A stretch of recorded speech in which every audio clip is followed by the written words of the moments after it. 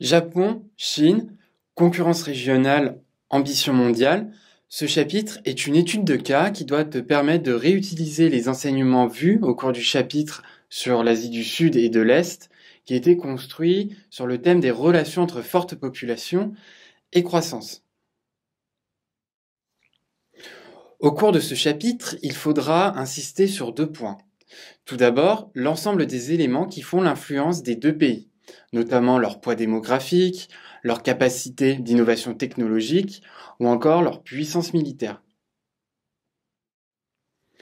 Ensuite, il faudra montrer comment leurs influences politiques, économiques, voire culturelles se font concurrence, notamment à l'échelle asiatique, mais aussi à l'échelle mondiale, puisque les 2 pays prétendent à asseoir une influence mondiale.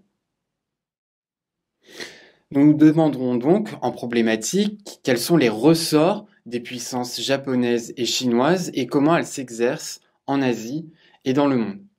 Dans un premier temps, nous verrons que ces 2 puissances ont des profils bien différents, puis que ces 2 puissances se font concurrence, notamment en Asie, et enfin nous verrons comment elles manifestent leur ambition mondiale. Première partie de notre sujet, nous allons voir que Japon et Chine sont 2 puissances asiatiques au profil différent. Premier point, Japon et Chine sont en effet des puissances structurantes en Asie, mais elles ont connu récemment des évolutions différentes. Alors historiquement, la Chine est le grand foyer de civilisation de l'Asie orientale. Elle a donné à la région son système d'écriture, un modèle politique, celui d'un État centralisé avec une administration très développée, et tout un ensemble de conceptions morales et intellectuelles issues du confucianisme. Cette influence chinoise, c'est très forte au Japon, même si ce pays a su développer des traits culturels spécifiques, notamment dans le domaine religieux. La trajectoire entre les 2 pays commence à diverger au XIXe et au XXe siècle, face notamment à l'implantation occidentale en Asie du Sud et de l'Est.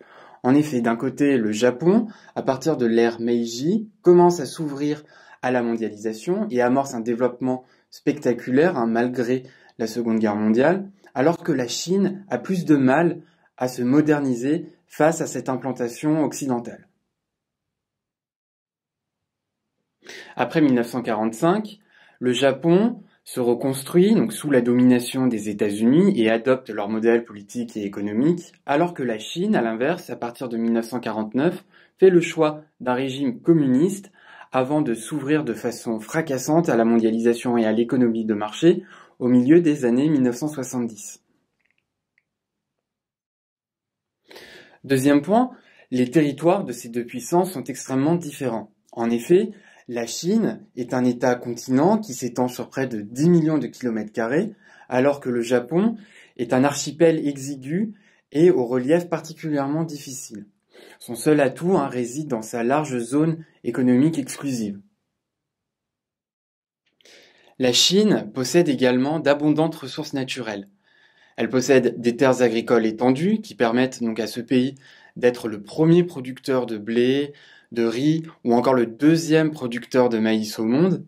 Elle possède également de nombreuses ressources minières comme du fer, de l'or, du charbon, des terres rares qui sont les composantes essentielles pour la fabrication de nombreux appareils électroniques et même du pétrole. À l'inverse, le Japon ne possède que très peu de ressources naturelles et est obligé d'importer la majeure partie de ses ressources énergétiques. Malgré cela, le Japon est de loin l'État le plus industrialisé, le plus développé et le plus riche du continent asiatique. Son PIB par habitant est supérieur à 45 000 $, son IDH est supérieur à 0,9 et c'est l'État le plus avancé au niveau des hautes technologies. À l'inverse, la puissance de la Chine repose en bonne partie sur l'agriculture et sur la production industrielle à bas coût, ce qui pose l'enjeu pour ce pays de la remontée de filières vers les secteurs de haute technologie et sur la réduction des inégalités sociales et territoriales entre les campagnes de l'intérieur du pays et les provinces du littoral ouvertes sur la mondialisation. Malgré des bases différentes, Japon et Chine sont 2 puissances asiatiques majeures qui exercent une influence déterminante sur le continent. au point de se faire concurrence.